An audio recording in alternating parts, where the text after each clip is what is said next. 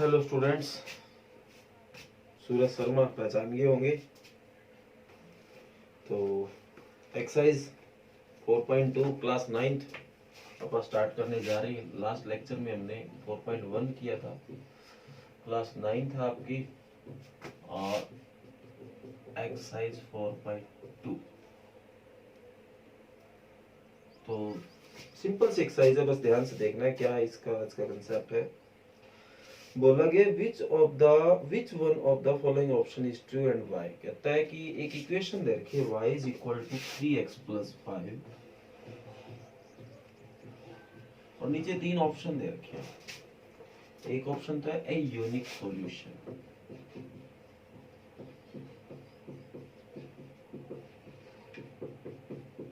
Second option है only to solution,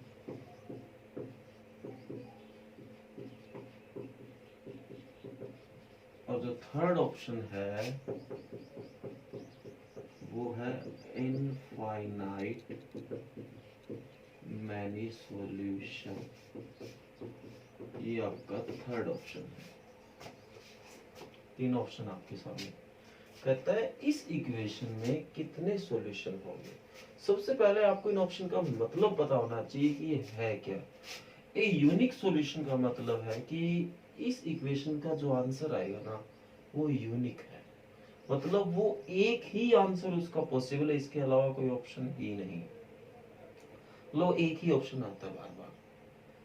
only to solution में तो समझ गए होंगे एक नहीं दो होंगे, और इनफाइनाइट मैनी सॉल्यूशन में बहुत आंसर होते हैं।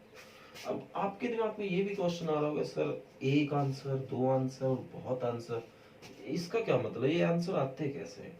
तो देखिए, ये आपके पास एक लीनियर इक्वेशन है। अब आप वही बात, सर ये लीनियर कैसे? जो भी इक्वेशन x और y में होती है वो एक लीनियर इक्वेशन होती है। हालांकि सीधी x is equal to something वो भी एक लीनियर इक्वेशन है, पर शर्त ये है कि x और y की पावर सिंगल होनी चाहिए। और x और y में है तो भी लीनियर, ओनली x में है तो भी लीनियर है, ओनली y में तो भी लीनियर है, पर पावर x और y जिस भी कंडीशन में 1 1 ही होनी चाहिए, वो एक लीनियर इक्वेशन होती है। अब उनके कितने आंसर पॉसिबल है वो देखिए आप। इस इक्वेशन में अगर मैं x की वैल्यू 0 लेट कर लूं, फॉर एग्जांपल लेट की, तो y की वैल्यू आ जाएगी 3 इंटू 0 प्लस 5, तो एक 5 आंसर है। तो आप कहोगे कि 0 रखने से 5 आता है, इसके बजाय अगर मैं लेट कर लूं 1, आपको इसका एक आंसर आ गया। सर ये कर दीजिए यूनिक सॉल्यूशन। मैं 1 भी तो लेट कर सकता हूँ। अगर 1 लेट किया तो 3x की जगह 1 रखा प्लस 5, तो 3 प्लस 5, तो ये क्या आ गया, 8 आ गया। लो एक और आंसर आ गया। तो क्या आप इसका ऑप्शन आप 2 पे जाओगे? जरूरी है कि आप 1 नहीं करो, आप 2 भी तो कर सकते हो। तो 2 लेट किया तो y is equal to 3x की जगह 2 प्लस 5, तो ये 6 प्लस 5 कितना आ गया, 11 आ गया। अब बताओ अब कौन से ऑप्शन पे जाओगे? तो यहाँ एक आंसर नहीं आ रहा है, ना कोई दो आ रहे हैं, यहाँ पे बहुत आंसर आ रहे हैं। इस कारण आप बोलेंगे इनफाइनाइट मैनी सॉल्यूशन। इस केस में एक नहीं बहुत सॉल्यूशन आ रहे हैं, तो इसके कई आंसर होंगे।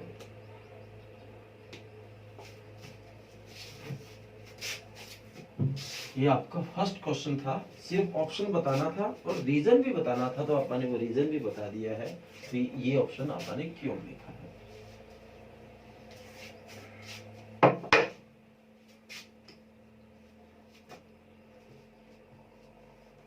क्वेश्चन नंबर 2 कहता है right 4 solution for each of the following equation. कहता है मैं आपको 3 पार्ट दे रखे हैं, हर एक के 4-4 सॉल्यूशन आपको निकाल के देने। अब आपको समझ आ गया कि कैसे सॉल्यूशन निकाले जाते हैं। ये फर्स्ट पार्ट है, तो वही तरीका, x की 0, जरूरी नहीं है कि x से 0 हमेशा लेट करना होता है, y भी लेट कर सकते हो, तो वो आपकी मर्जी है। तो 2 0 plus y is equal to 7, तो ये तो 0 हो गया, plus y is equal to 7, तो y इज इक्वल टू 7। एक सॉल्यूशन तो आ गया भाई, जब x का 0 रखा तो y 7 आया। इसी तरह 0 के फिक्स थोड़ी है, 4 बोले x 1 लेट कर लो, तो 2x की जगह 1 लेट किया plus y is equal to 7, तो 2 1 जा 2 plus y is equal to 7, तो प्लस का 2 इधर आके माइनस का 2, तो y इज इक्वल टू क्या आ गया 5, तो 1 रखा तो क्या आया 5, एक ये ऑप्शन। इसी तरह x2 भी तो लेट किया जा सकता था, कोई पेनल्टी थोड़ी है हमारे, तो x2 रखा plus y is equal to 7, तो 2 2 जब 4 plus y is equal to 7, तो प्लस का 4 इधर आके माइनस का 4, तो y इज इक्वल टू 3, तो x का 2 तो y 3, एक ही आंसर आ गया। इसी तरह x3 भी तो लिया जा सकता है, तो 2 into 3 plus y is equal to 7, तो 6 हो गया, plus y is equal to 7, तो y is equal to 7 minus 6, तो y इज इक्वल टू क्या आ गया 1, तो x3 लिया तो y क्या आ गया 1। तो देखो चार ऑप्शन इसने मांगे थे, चार सॉल्यूशन मांगे थे, अपन चारों के चारों बता दिए हैं। इसी तरह एक पार्ट अगला और देखो आप, सेकंड पार्ट इसका, हालांकि कोई इतना मुश्किल नहीं है, बस ऐसे ही मन हुआ कि आपको करवा दूं।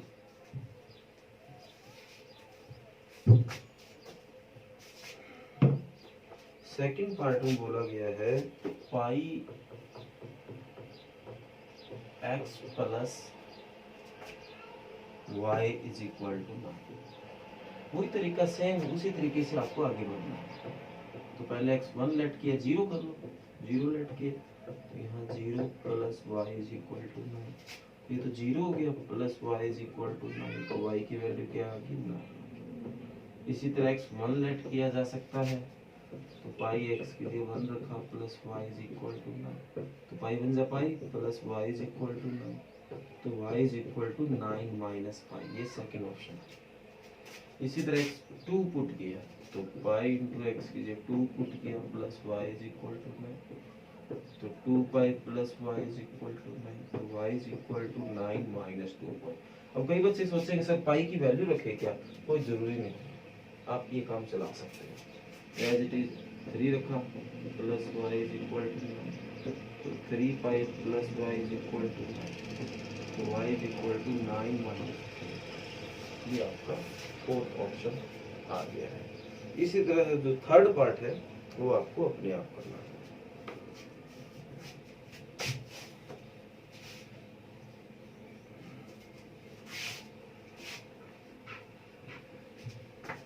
Question number 3, check which of the following are solution of equation x minus 2y is equal to 4 and which are not। कहता है कि x minus 2y is equal to 4 एक इक्वेशन है, नीचे कई आपको पार्ट दे रखे हैं, पहला है 0 2, सेकंड है 2 0, थर्ड है आपका 4 0,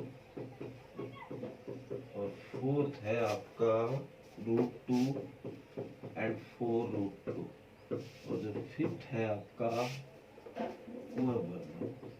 अब क्वेश्चन क्या आपको ये पहले मैं बता देता हूँ।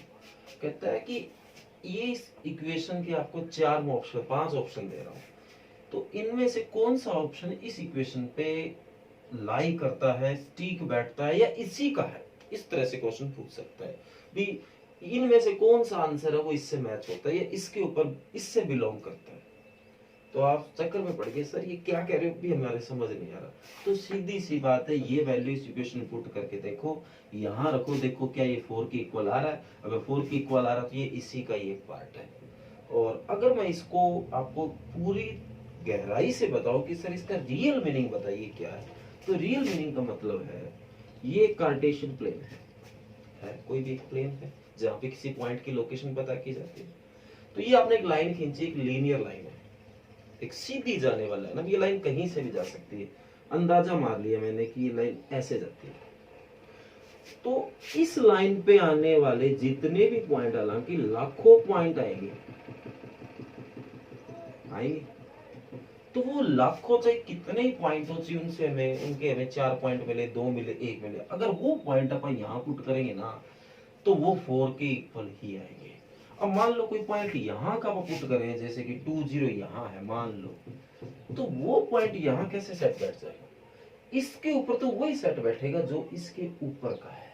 हाँ ये शर्त है, इसके ऊपर वाला जो भी पॉइंट आप यहाँ रखोगे वो 4 के इक्वल आए ही आएगा। ये 100% बात है। ये मैंने आपको कंसेप्चुअल सिखा दिया कि एक्चुअल में मैं आपको क्या करवाना चाहता हूँ। कंसेप्चुअल मतलब पूरा उसका कंसेप्ट। तो देखो भी कैसे पता चले। पहला पॉइंट है 0 और 2, ये तो x की वैल्यू 0 और y की वैल्यू 2 पुट। तो x कीजिए 0 माइनस 2, y कीजिए 2 पुट किया इज इक्वल टू 4। तो ये तो 0 हो गया, minus 4 is equal to 4।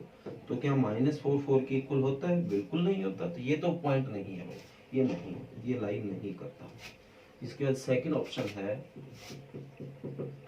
2 0, x का 2 और y का 0 पुट करो भाई। 2 माइनस 2 y कीजिए 0 इज इक्वल टू 4। तो 2 माइनस 0 इज इक्वल टू 4। तो ये 2 इज इक्वल टू 4 क्या है भाई? बिल्कुल नहीं। तो ये भी नो हो जाएगा। थर्ड कहता है 4 0। तो ये करें तो x कीजिए 4 माइनस 2, y कीजिए 0 इज इक्वल टू 4। तो 4 माइनस 0 इज इक्वल टू 4। तो 4 इज इक्वल टू 4। क्या बिल्कुल इक्वल है भाई? यस। तो ये पॉइंट इसके ऊपर लाई करता है। एक रूट वाला और समझा देता हूँ, इतना कोई मुश्किल नहीं है। Root 2 and 4 root 2। तो x की वैल्यू रूट 2 एंड y की वैल्यू 4 रूट 2 पुट करो। यहाँ x कीजिए तो रूट 2 पुट किया, माइनस 2 y कीजिए 4 रूट 2 इज इक्वल टू 4। तो रूट 2 माइनस 4 दूनी 8 root 2 is equal to 4। Plus के वर्गमूल 2 रूट 2 में से माइनस का 8 रूट 2 गया तो माइनस का 7 रूट 2 आ गया। क्या 4 के इक्वल हो सकता है? बिल्कुल नहीं हो सकता। तो ये भी नो ऑप्शन में आपके आ जाएगा। तो ये आपका फोर्थ पार्ट है। पांचवा पार्ट अपने आप ही आप कर सकते हैं। इसके बाद एक क्वेश्चन और है हमारा,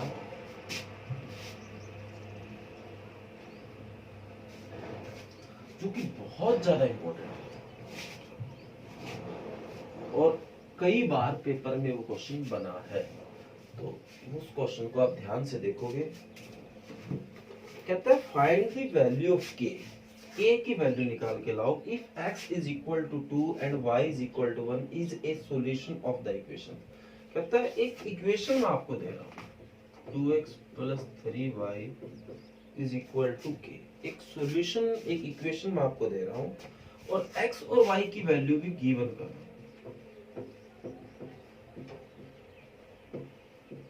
x और y की वैल्यू भी देता हूं और सामने से बताता हूं कि ये इसका सॉल्यूशन है। अभी जो बताया था, अभी पिछला सवाल आया था ना कि ये इसके ऊपर लाइक करता है, मतलब सॉल्यूशन है। तो मतलब ये उस लाइन के ऊपर, अगर इससे कोई 300 में लाइन मान लो ऐसी जाती है तो ये है ना 2 1 इसके ऊपर आता है, इसका मतलब ये है। तो k की वैल्यू निकाल के लाओ। तो अभी बताया था कि अगर ये इसके ऊपर आता है तो अगर इसके अंदर हम पुट करें तो ये जो सामने पड़ा है फिर उसके इक्वल रिजल्ट आएगा। अभी देखा था ना 4 इज इक्वल टू 4 आ गया। तो इस तरीके से आप पुट करेंगे 2x कीजिए 2 प्लस 3y कीजिए 1 इज इक्वल टू k।